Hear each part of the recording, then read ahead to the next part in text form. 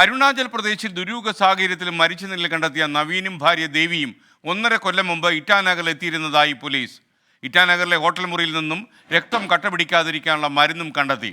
ആര്യയെയും ദേവിയെയും കൊലപ്പെടുത്തിയ ശേഷം നവീൻ ജീവനൊടുക്കിയെന്നാണ് പോലീസ് സംശയിക്കുന്നത്. അജീഷ് ജയകുമാർ തിരുവനന്തപുരത്ത് നിന്ന് ചേരുന്നു. അജീഷ്, കൂടുതൽ വിവരങ്ങൾ എന്താണ് പോലീസ് നൽകുന്നത്?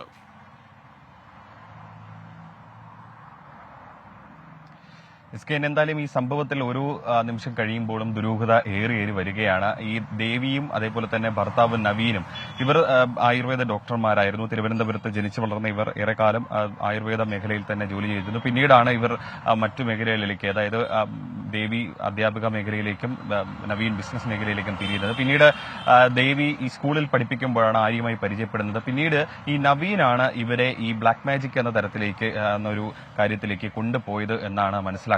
ഇവർ ഈ മരണാനന്തര ശേഷമുള്ള ജീവിതത്തെക്കുറിച്ച് വലിയ രീതിയിൽ തെരഞ്ഞിരുന്നുവെന്നും പോലീസ് പറയുന്നുണ്ട്. അത് വർഷങ്ങൾ തന്നെ 2 വർഷമായിട്ട് പലതരത്തിലുള്ള സൈറ്റുകളിലുമടക്കം ഇവർ തിരഞ്ഞിരുന്നതായാണ് പോലീസ് മനസ്സിലാക്കുന്നത്. കൂടാതെ തന്നെ ഈ ഡാർക്ക് നെറ്റിൽ ഈ ടെലഗ്രാം ഗ്രൂപ്പുകൾ വഴിയും ഇത്തരത്തിലുള്ള സംഘങ്ങളുമായും ഇവർ ബന്ധപ്പെട്ടിരുന്നതായും പറയുന്നുണ്ട്. ഈ പുനർജനി അടക്കമുള്ള കാര്യങ്ങളിൽ ഇവർ വിശ്വസിച്ചിരുന്നതാണ് പോലീസ് പറയുന്നത്.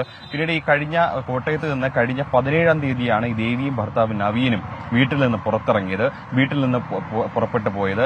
അതേസമയം ആര്യയാണെങ്കിൽ 27-ാം തീയതിയാണ് വീട്ടിൽ നിന്ന് ഇറങ്ങിയത്. പക്ഷേ ഈ ഒരു 10 ദിവസം ഇവർ എവിടെ പോയി, എന്ത് ചെയ്യുകയായിരുന്നു എന്നടക്കമുള്ള കാര്യങ്ങൾ ഇനി പുറത്തു വരേണ്ടതുണ്ട്. അതേസമയം ഈ അരുണാചലിൽ ഈ 28-ാം തീയതി ഇവർ മുറിയെടുത്ത് താമസിച്ചു. ആ സമയത്ത് ഇവർ പിന്നീട് മുറിയെടുത്ത് താമസിച്ച ശേഷം പുറത്ത് കറങ്ങാൻ പോയി എന്നാണ് അവിടുത്തെ ജീവനക്കാരടക്കമുള്ളവർ പറയുന്നത്. പിന്നീട് അതിനുശേഷമാണ് ഇവർ മരണത്തിലേക്ക് കടക്കുന്നത്.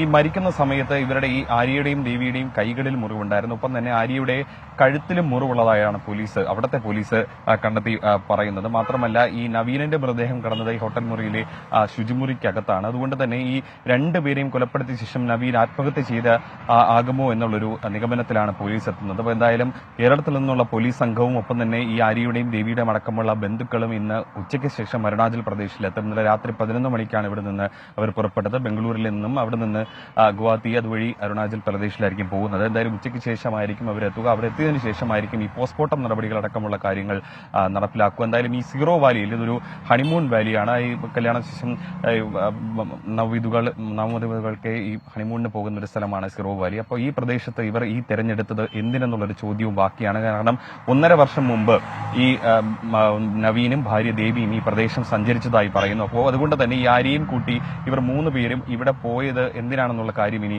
കണ്ടെത്തേണ്ടതുണ്ട്. അതിന് ഇവർ 3 പേരും അവിടെ എത്തി താമസിച്ചതടക്കമുള്ള കാര്യങ്ങൾ പോലീസിന് പരിശോധിക്കേണ്ടതുണ്ട്. ഇവരുടെ മൊബൈൽ ഫോണുകൾ പരിശോധിക്കേണ്ടതുണ്ട്. ഇവിടെ കേരളത്തിലുള്ള ഇവരുടെ വീടുകളിലും ഇവരുടെ മൊബൈൽ ഫോണും ലാപ്ടോപ്പും അടക്കമുള്ള കാര്യങ്ങൾ പരിശോധിക്കേണ്ടതുണ്ട്. കൂടുതൽ മൊഴികൾ എടുക്കേണ്ടതുണ്ട്. എങ്കിൽ മാത്രമേ കൂടുതൽ ഒരു കാര്യങ്ങൾ ഇക്കാര്യത്തിൽ വ്യക്തത വരികയുള്ളൂ.